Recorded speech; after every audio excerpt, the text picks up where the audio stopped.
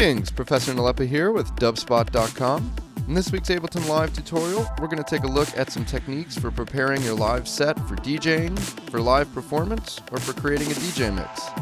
In particular, we'll look at some tips to make sure your songs are warped properly, some tricks for setting up your performance document, and also share some ideas for creating creative DJ mixes.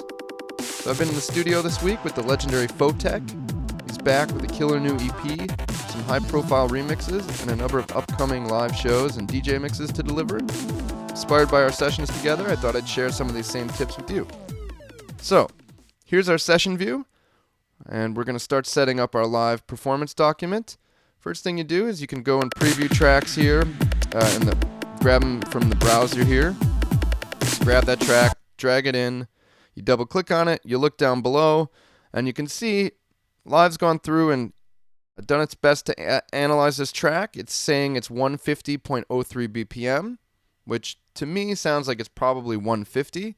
So it's added all these extra warp markers. Odds are it's probably straight at 150, and we need to have this set up so that when I bring it in, it's going to be 150 and all the warp markers are lined up. So I'm going to turn off warp. I'm going to go to the project tempo up on the top and type in 150. And then you want to grab that playhead and drag it all the way to the very beginning of the song. And then you're going to right click on it and choose Warp 150 BPM from here. So now that I've done that, we can see there's the track. If I were to hit play and turn the metronome on, okay, you can hear that the metronome is a little bit off.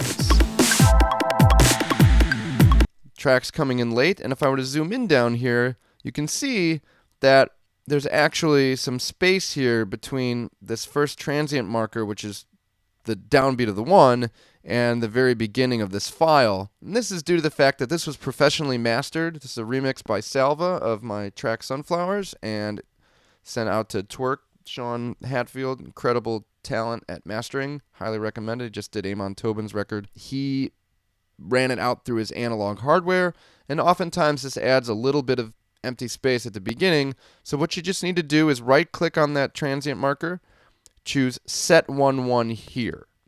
Okay, so that's the first thing you want to do, is make sure the 1 is lined up, make sure your BPM is accurate, and then check it against the metronome and see how it sounds. Okay, it's lining up really well, and then you just want to go throughout the song and zoom in and visually check to make sure that everything is kind of happening in time. Okay, and you can jump around.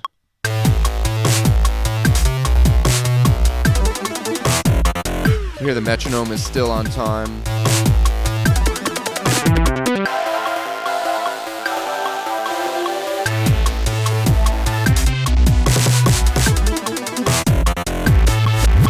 Alright, so this one's pretty much spot on.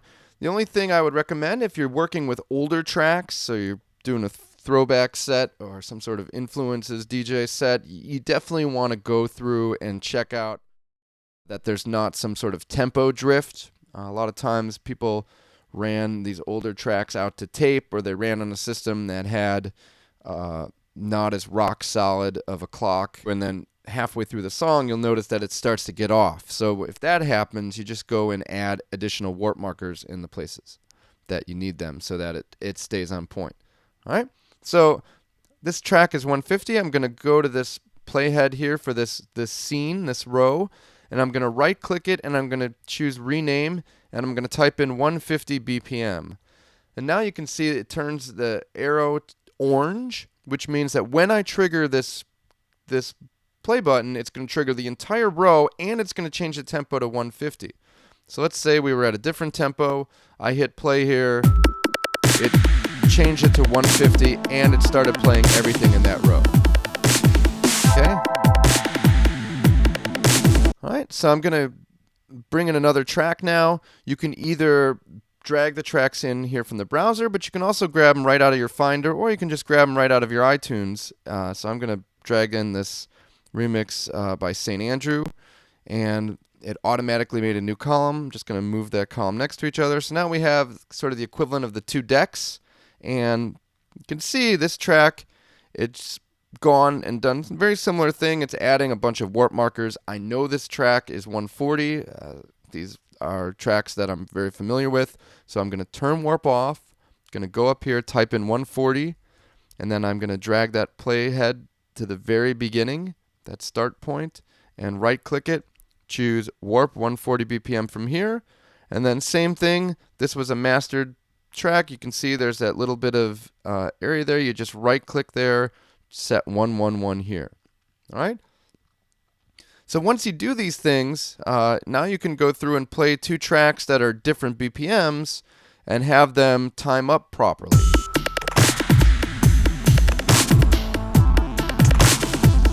If I play it right in the middle, one track is actually playing back slower and one's playing back a little bit faster. So you want to make sure you have your warp mode set to complex. That's probably the best for full tracks.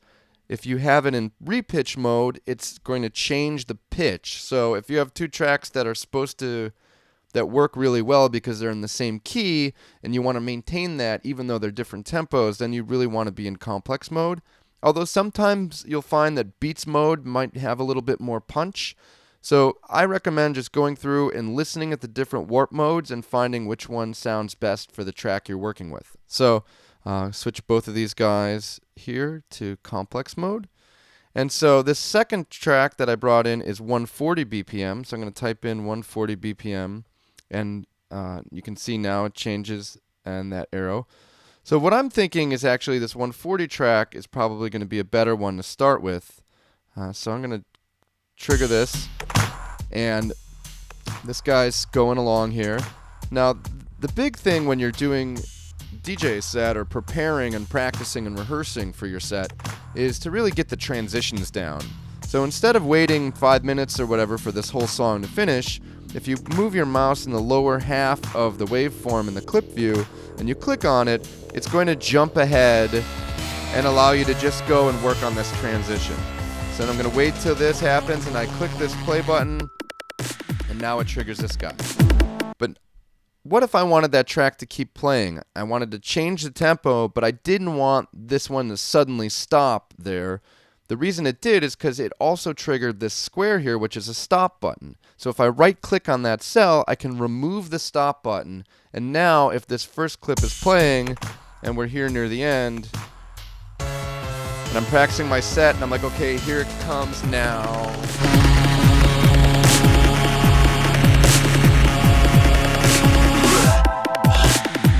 All right? It kept playing because there's no stop button there. Only one track can play, one song can play at a time in a track, and if you trigger the stop button below it, it's going to stop the clip from playing. So, key point here is make sure also you keep an eye on your levels. I usually go and pull this up and bring the level down, maybe like 6 dB for both of these guys. You just don't want your master volume to go into the red when you're playing because it's going to end up distorting it a little bit. All right, so one last thing is people often ask me about automating tempo for tracks. Maybe you want to get the little Louis thing, French Kiss, where you're going to slow the song down in the middle. So if I copy this and paste this guy in here, you can see down below here in the master column under the mixer, there's an option for automating the song tempo. Now the range is right below there, and right now it's 60 to 200 BPMs. So this track here is 140. So I'm going to change the tempo here to 140. And maybe there's a point somewhere in the middle where we really want to slow it down to halftime and then bring it back up. But trying to draw that in, if this range is set as such, is going to be challenging. So what I recommend doing is type in the high-end range of the BPM you want to start at. So I'm going to type in 140. And then here you can put 70. And then basically now if I use the pencil tool, all I have to do is draw in that all the way to the end of that range, and it stops exactly at 70 and on the top end exactly at 140. Then you can get out of the pencil mode and have it so that it's going to actually, when it plays back, it will go through and slowly change in tempo.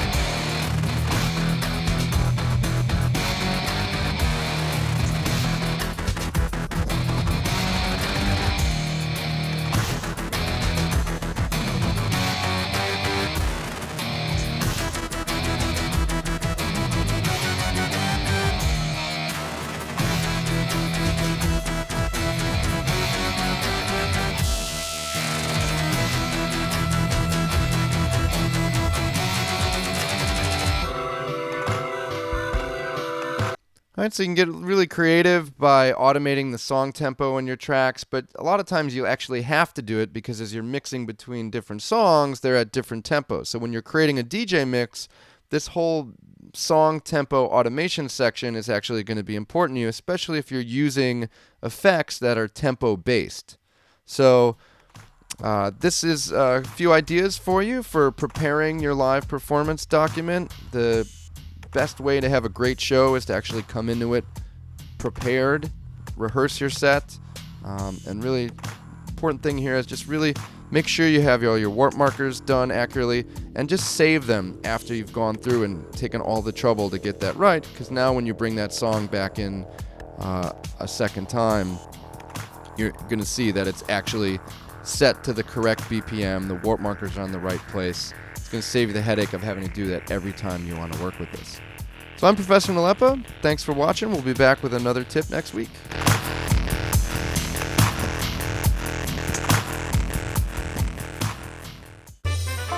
Welcome to Dubspot. We believe in providing you hands-on experience right away. Whether you're completely new to music and want to turn the sounds in your head into a musical reality, or you're an experienced artist looking to refine your skills and add new tools to your arsenal, we're ready to meet you at your level. For students of all ages, all levels, and all styles of music, Dubspot is here to help you achieve your goals. With course offerings both online wherever you are and at our school in the heart of New York City, we are ready to guide you through the next phase of your musical transformation. Whether you want to produce music, DJ, or do both, you've come to the right place. Come explore Dubspot for yourself. Become a part of our community and make music.